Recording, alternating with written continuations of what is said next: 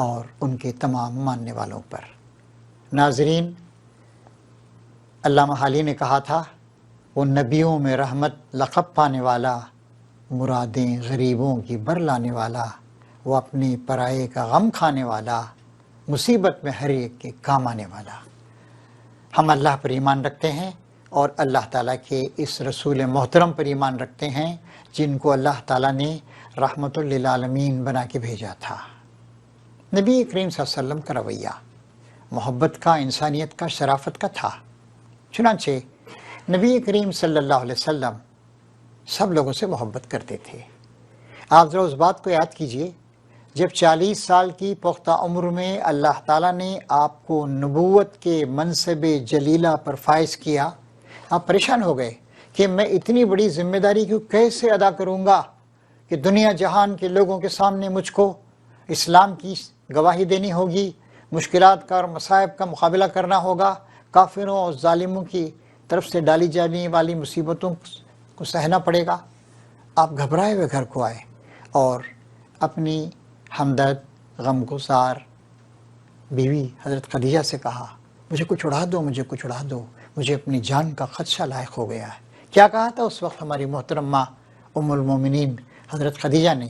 آپ نے کہا، آپ گھبرائیں نہیں، اللہ تعالیٰ آپ کو ضائع نہیں کرے گا، آپ کو کسی مصیبت میں مبتلا نہیں کرے گا، کیونکہ آپ غریبوں اور محتاجوں کے ساتھ ہمدردی کرتے ہیں، آپ رشتہ داروں کا اور اقربا کا خیال رکھتے ہیں، آپ صلہ رحمی کرتے ہیں۔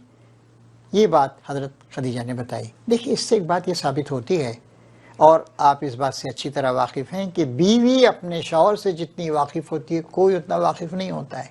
ایک آدمی مقرر ہو سکتا ہے، لیڈر ہو سکتا ہے اور باہر بڑی بڑی باتیں کر سکتا ہے، لیکن اگر اس کے اندر وہ ہمدردی کی بنیادی صفات نہیں ہیں اور اپنی بیوی بچوں کے ساتھ اچھا سلوک نہیں کرتا ہے تو یہ ایک طرح کی منافقانہ زندگی ہوگی۔ نبی کریم صلی اللہ علیہ وسلم کی زندگی ہر طرح کی خرابی سے پاک تھی، بہترین تھی، نمونہ تھی۔ چنانچہ آپ کی اہلیہ محترمہ جو 15 سال سے آپ کے ساتھ تھیں، انہوں نے کہا، اللہ آپ کو ضائع نہیں کرے گا، آپ کے اندر انسانی ہمدردی کے یہ اوصاف پائے جاتے ہیں۔ میرے محترم دوستوں اور ساتھیوں، آج مسلم سماج کی کیا حالت؟ آج ہم ایک دوسرے کے ساتھ کشمکش کرتے ہیں، جھگڑتے ہیں، لڑتے جھگڑتے ہیں۔ ہم کو تو دنیا جہان کے لوگوں کے لیے نمونہ بننا چاہیے۔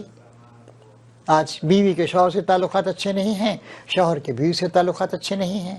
آج بچے اور ماں باپ ان میں کشمکش ہے، آج بھائی اور بھائی میں کشمکش ہے، بھائی بھائی کا دشمن بنا ہوا ہے۔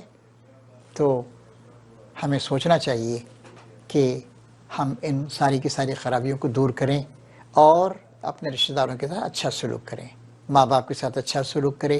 دیکھیے، اللہ تعالیٰ سب سے پہلے اس بات پہ توجہ دلاتا ہے اور زور دیتا ہے کہ تم میرے ساتھ کسی کو شریک نہ کرو۔ دوسری بات یہ کہتا ہے فوراً کئی جگہوں پر کہ ماں باپ کے ساتھ اچھا سلوک کرو، وبالوالدین احسانا، اچھا سلوک، احسان کا سلوک، عزت و احترام کا سلوک۔ آج وہاں بھی ہم گڑبڑ کرتے ہیں، ماں باپ کے ساتھ ہمارا سلوک اچھا نہیں ہے، تو رشتہ داروں کے ساتھ اچھا سلوک کرنا اور برے سلوک کے جواب میں بھی اچھا سلوک کرنا اور ان کی ضروریات کو، ان کی مشکلات کو محسوس کرنا۔ الحمدللہ آپ تعلیم یافتہ ہیں، آپ کا معیار فکر اونچا ہے، آپ اونچے انداز سے سوچ سکتے ہیں۔ آپ کے کچھ رشتہ دار، آپ کے کچھ عزیز، آپ کے کچھ پڑوسی یا سماج کے اور لوگ ہیں جنہیں تعلیم و تربیت نہیں ملی ہے جو آپ کو ملی ہے، لہٰذا آپ ان کے بارے میں نرمی کا رویہ اختیار کیجئے اور رعایتی طور پر کنسیشنلی ان کے ساتھ سلوک کیجئے۔ یہ نہ سوچئے کیونکہ ان کو تعلیم نہیں ملی، تربیت نہیں ملی، وہ غریب ہیں، ان کو کھانا نہیں مل رہا ہے، ان کے پاس کپڑے نہیں ہیں اور ان کو حسد کی بیماری لاحق ہو رہی ہے۔ آپ کو اللہ تعالیٰ نے بہت کچھ دیا ہے اور آپ سوچئے کہ مجھے جب اللہ نے علم دیا ہے، عقل دی ہے اور پھر انسانیت دی ہے، شرافت دی ہے، ایمان دیا ہے اور قرآن و حدیث سے میں واقف ہوں، تو یہ بیچارے جو قرآن و حدیث کی تعلیمات سے واقف نہیں ہیں، جن کی پرورش ہی ٹھیک طریقے سے نہیں ہوئی ہے، جو دو پیسے کے محتاج ہیں، ان کے ساتھ مجھے اچھا رویہ اختیار کرنا چاہیے۔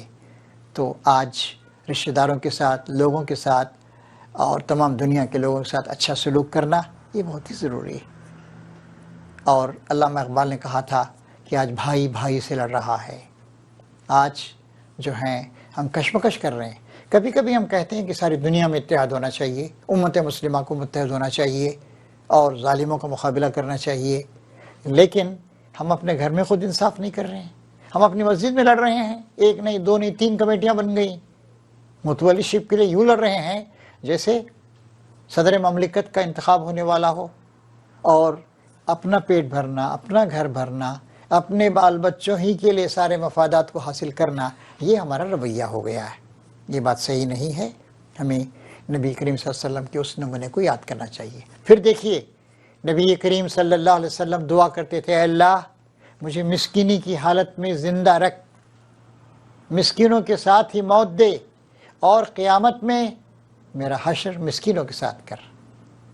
کہتے ہیں خدا ٹوٹے ہوئے دلوں میں بستا ہے، اور یہ بھی فرمایا آپ نے کہ میری امت کے مسکین پریشان حال لوگ جو زندگی کے وسائل سے عموماً محروم رہے، وہ دوسروں کے مقابلے میں 40 سال پہلے جنت میں داخل ہوں گے۔